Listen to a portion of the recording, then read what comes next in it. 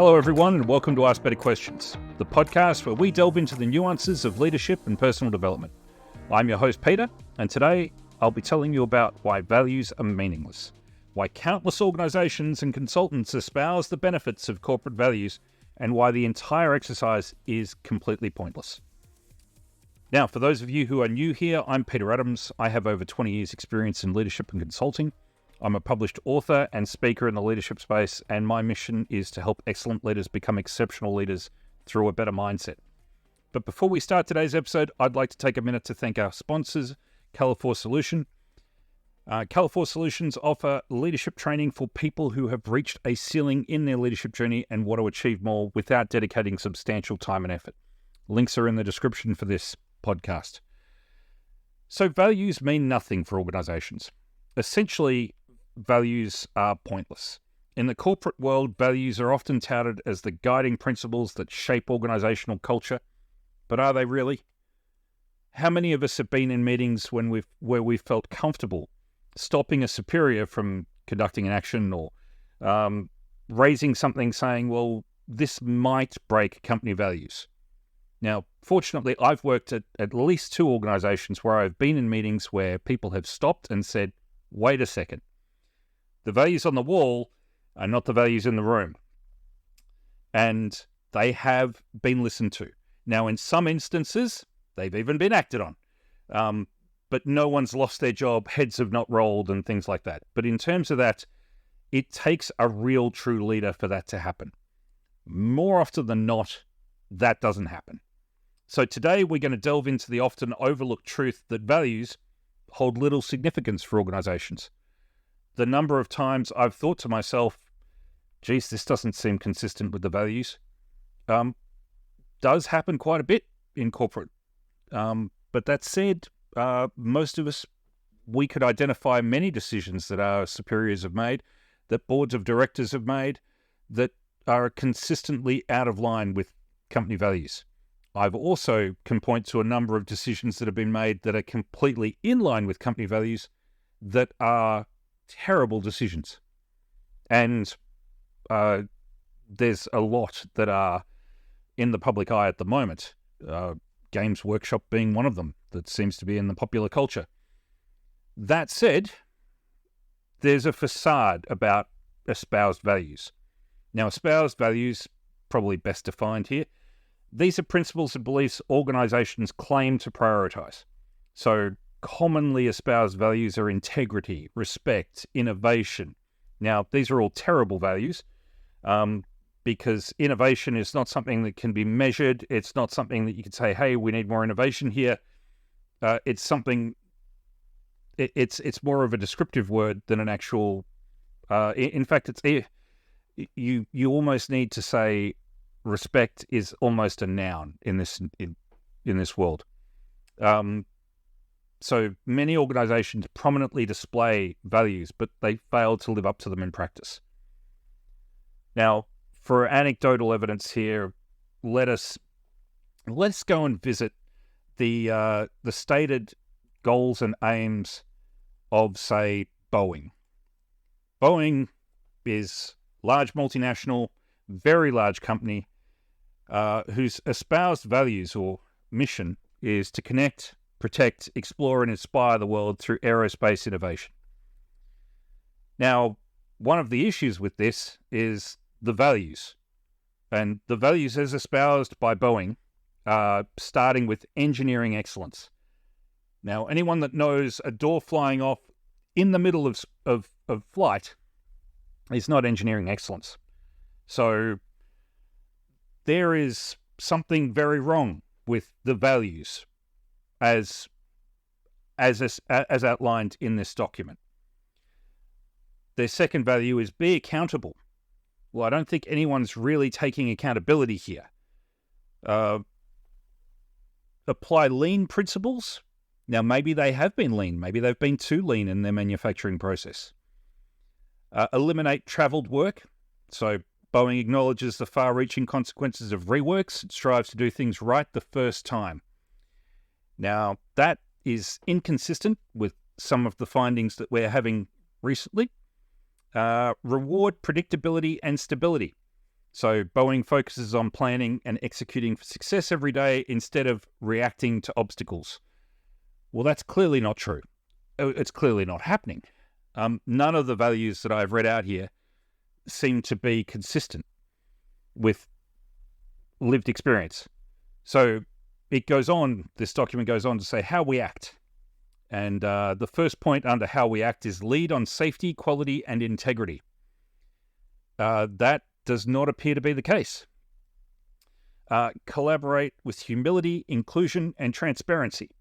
Again, does not seem to be the case. Import best leadership practices. Now, that may be the case, but it does not seem to be that is having the desired effect. Because again, this document is not a living document. It's been written, it's been created, and it's been put in a drawer somewhere. Earn stakeholder trust and preference. Again, the enormous amount of damage that the safety record has done just in the last 12 months is something that Boeing will spend a long time recovering from. And number 5, respect one another. Now that sounds fantastic, but I think everyone listening to this audio understands that Boeing has not been living its values, and that if safety and security and proper engineering and good manufacturing practices were being followed, a lot of the near misses and accidents that Boeing has had in the last 12 months simply would not have been happening. And in fact, there is unpublished values that they are no doubt aspiring to and living, but these are not them. The reality is the behaviors are very different to the stated and espoused values. Actions are much more important than words. Behaviors are a true reflection of an organization's culture. So values are not just words, but they're lived. And I have fortunately worked for a number of organizations that live their values. I've worked for charitable organizations that exist to help people, and that is what we do. I've worked for organizations, oddly enough, BP's values and whatever else were very clear to everyone who worked there, and everyone who worked there lived those values. Now, it needs to be said, how employees interact, make decisions, and handle challenges, that provides an insight into organizational values. And how do employees do that? Well, employees do that in a similar fashion to the way management dictate to them decisions and challenges and interacting with each other. So that will flow through an organization. It is the tone at the top. So this impacts not just the employees, but also stakeholders. So inconsistencies between stated values and behaviors can erode trust. That trust can be eroded with customers, with employees, with investors, with regulators, with the media, with the public. The consequences of that misalignment can be catastrophic to an organization. So employee disengagement is par for the course, and in fact, obvious mistrust of management, obvious neglect of duties is part of that misalignment. And you often see that in organizations where there isn't sufficient care taken for values. Taking care of your values is taking care of your people. When values are not upheld, employees feel disillusioned and disconnected from their work. You find ethical dilemmas quite frequently in organizations. Misaligned values can lead to questionable practices, and you find ethical lapses often lead to legal lapses and reputational damage. So public perception can suffer when an organization fails to practice what they preach. This impacts brand loyalty and market competitiveness. The case in point is Boeing. There are people that are not flying Boeing planes at the moment because they just don't trust them. That's terrible for Boeing. That's terrible for airlines who have already just got out of COVID and are still struggling to stay afloat. They have spent hundreds of millions, if not billions of dollars globally purchasing the planes that they need in the sky, and people are refusing to book flights on a Boeing. So how do we bridge this gap? We need to align our values with our behaviors. This is not something we do once, put it in a drawer, and move on. This is something that you need to live. Now, that is much harder than I could cover in a podcast. But strategies for fostering a culture where values are authentically lived out are many and varied. It depends on the organization you're in. You need to have a leadership team that is accepting and humble enough to realize that the values matter and that values must be adhered to for long-term value. And failing to live the values is failing to do the job that they are hired to do. That's at every level of an organization. Executives and managers have to exemplify those desired behaviors and hold others accountable. And I mean both up and downstream. Communication and transparency, open dialogue. Values and behaviors need to be fostered and they need to be understood at an intrinsic individual level as well as at a collective level. So a continued evaluation and even adaptation of values so that values, there needs to be a process by which values can be changed because organizations evolve and they change over time. So values may also change, but there needs to be a process for that to happen before decisions are made in line with new values. The conclusion I have here is that values without corresponding behaviors are hollow, ineffectual, and basically pointless. They won't help shape an organizational culture. There are always values that exist. They aren't always stated. So behaviors are an extension of values. That's how you get culture. But that said, the values aren't always documented. But setting values and then putting them in a drawer somewhere, much like Boeing seems to have done, and I'm not saying they have, but it certainly would appear that they seem to have in some instances, then that's kind of pointless. So there should be an encouragement for every organization to move beyond lip service.